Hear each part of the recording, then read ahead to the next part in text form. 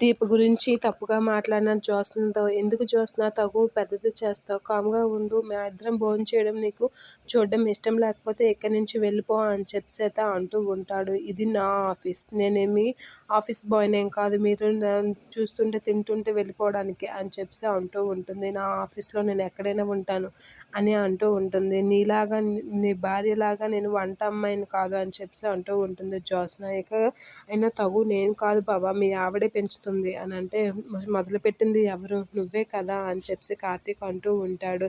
ఏంటి బావ నువ్వేం మాట్లాడుతున్నావు? మీ ఇద్దరు చిలక గోరింకల్లా చెరొక ముద్ద, నీదొక ముద్ద నాదొక ముద్ద అని పంచుకొని చూస్తూ ఉంటే నేను అలా చూస్తూ ఉండాలా? మీ ఇద్దరు చిలక గోరింకల్లా ఉంటే? ఏ ప్రభాకర్ రా అని గట్టిగా పిలుస్తూ ఉంటుంది. అలా ప్రభాకర్ని పిలిచి ప్రభాకర్ చెంప మీద చెల్లు మనిపిస్తూ ఉంటుంది. ఇది నా ఆఫీస్. నా ఆఫీస్లో నా పర్మిషన్ లేకుండా ఎవరిని లోపలికి పంపించినా ఈసారి కొట్టు ఊరుకున్నాను. రేపటి నుంచి నీ ప్లేస్లో ఇంకొకరు వస్తారు జాగ్రత్త అని జ్యోత్స్న అయితే ప్రభాకర్కి కొడుతూ ఉంటుంది. అలా కొట్టగానే దీప అయితే అలా చూస్తూ ఉంటుంది.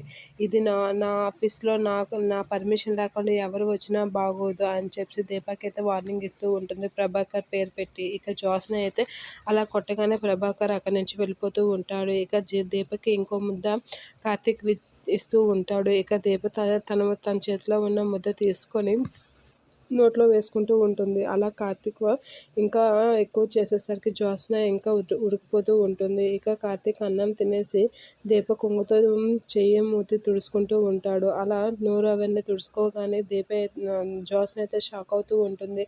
ఇప్పుడు చెప్పు జ్యోత్స్న, ఏంటి నీ ఉడుకు చెప్పు అని అంటే, నా ప్రభాకర్ ఏమి అనలేడనే కదా నన్ను కొట్టాల్సిందబ్బా, ప్రభాకర్ని కొట్టావని అంటూ ఉంటాడు. నా కోపం నీ మీద కాదు బావా అని అంటూ ఉంటుంది. నా భార్య అయినా నేనైనా ఇద్దరిమీ ఒకటే అని కార్తీక్ అనేసరికి దీప అయితే హ్యాపీగా ఫీల్ అవుతూ ఉంటుంది. జ్యోత్స్న అయితే కోపంతో రగిలిపోతూ ఉంటుంది కార్తీక్ దీప చేసిన పనికి.